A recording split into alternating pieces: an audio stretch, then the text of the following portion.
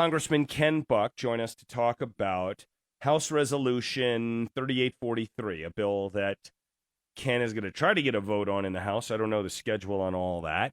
And it's a combination of a few different prior bills put into one that apparently they think they'd have a chance at getting passed. So joining us to talk about it with perhaps a slightly different perspective from Ken's, Carl Szabo is the vice president of NetChoice. And he's a professor at George Mason Law School as well. NetChoice is at netchoice.org. Carl, thanks so much for making time for us. Appreciate it. Yeah, thanks for having me. So did you have a chance to hear my conversation with Congressman Buck? Yeah, I've been following along for quite a while now. And, there's a constant theme, whether it's the closing of stores due to government action, whether it is trying to tell John Elway Motors a price that they must sell cars, or whether it's the legislation that Representative Buck was just discussing. What you're seeing is government trying to stick its finger in a free market.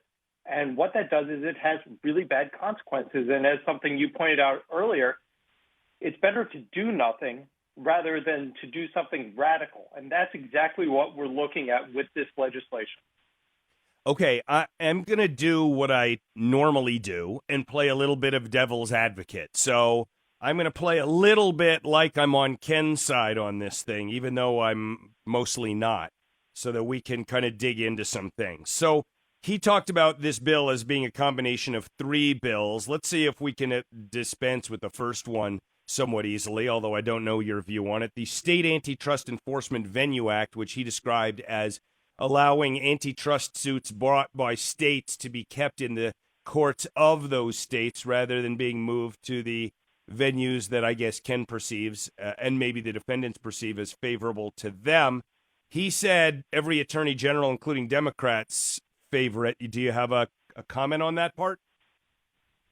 Whenever you hand more power to AGs, it's not surprising that they would want to support that type of approach. Now, what we're talking about here is something that kind of goes directly against everything that exists in our court doctrine today. If you get sued today by somebody in, let's say, Florida, would it be fair to make you travel all the way to Florida to stand trial? No. That Florida AG must come to Colorado. That's the right you have as a defendant.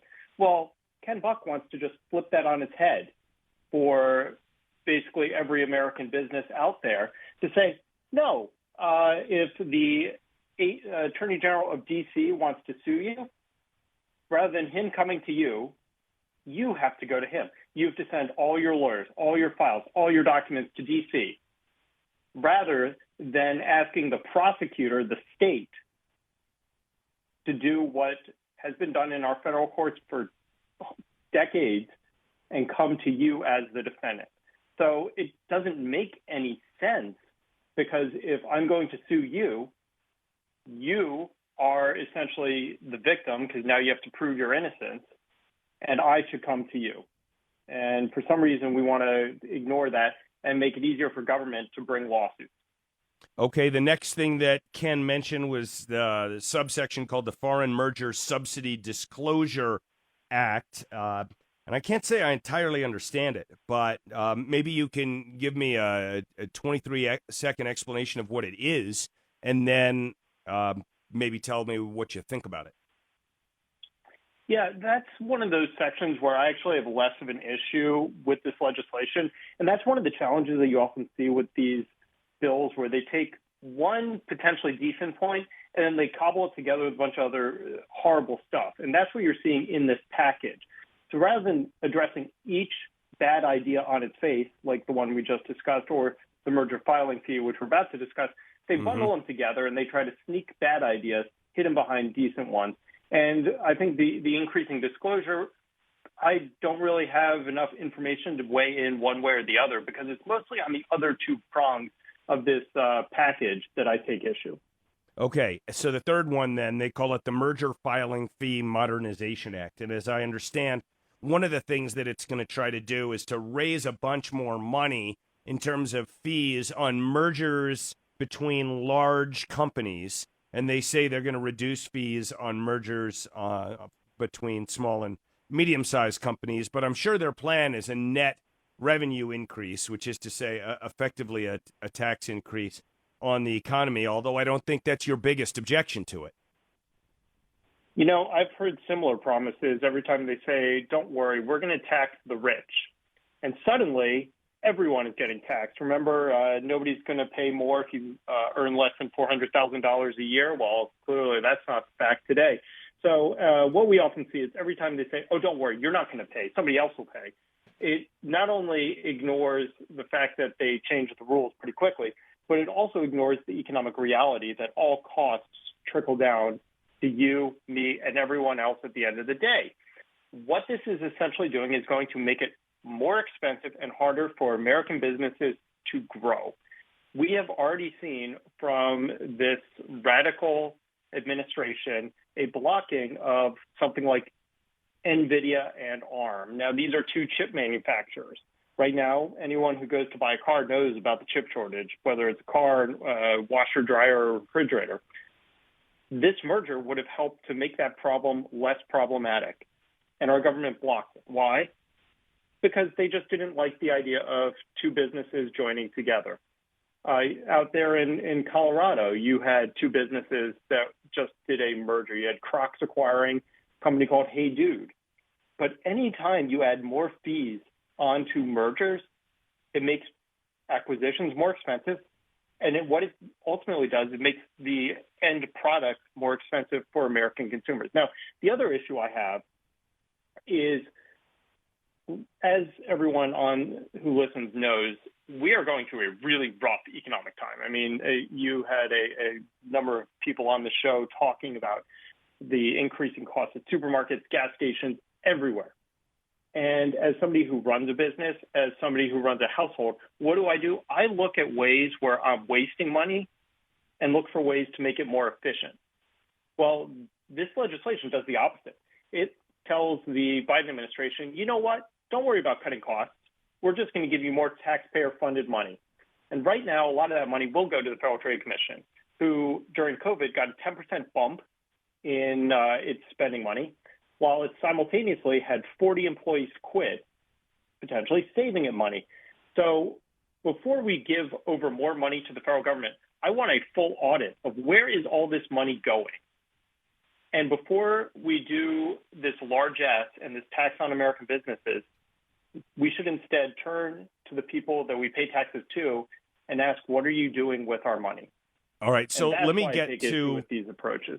All right, so these proposed laws are they don't state in them that they are, well, maybe the antitrust thing does, but they don't state in them something specific about big tech. But we really know that this is about big tech, and some conservatives like Ken Buck and Josh Hawley and some other folks want to go after big tech because they believe, and in fact I believe too, that big tech companies operate with bias against conservatives and Republicans and libertarians like me.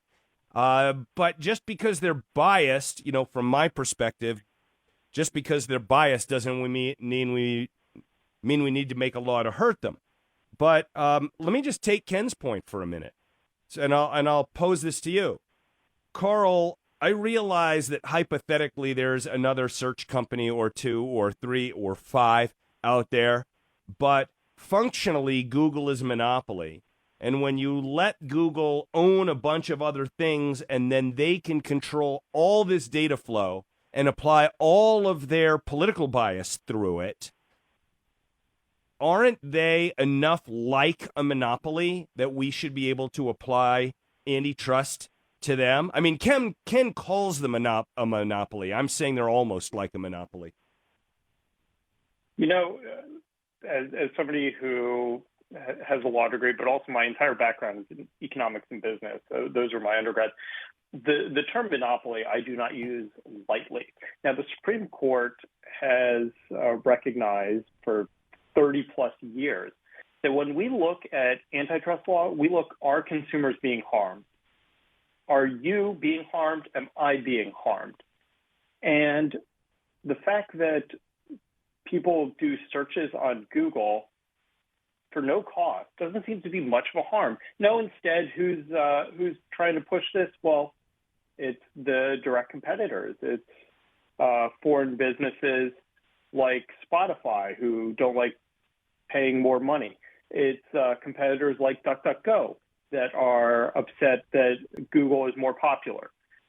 But essentially, what we're talking about here is an assault on the core values that made this country amazing.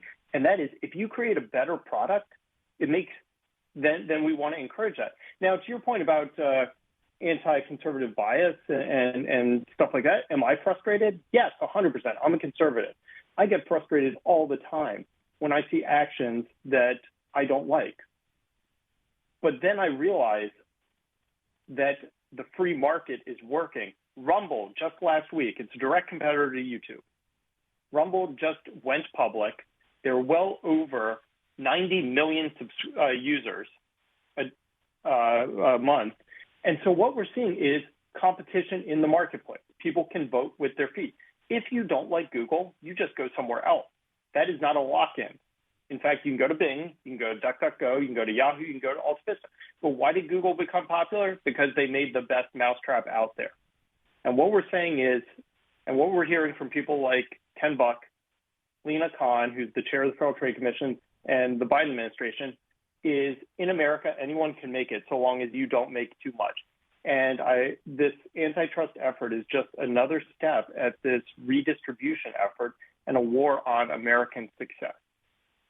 Carl Szabo is the vice president of NetChoice. The website is netchoice.org. He's a professor at George Mason Law School. Carl, thanks for spending some time with us. Thanks for having me.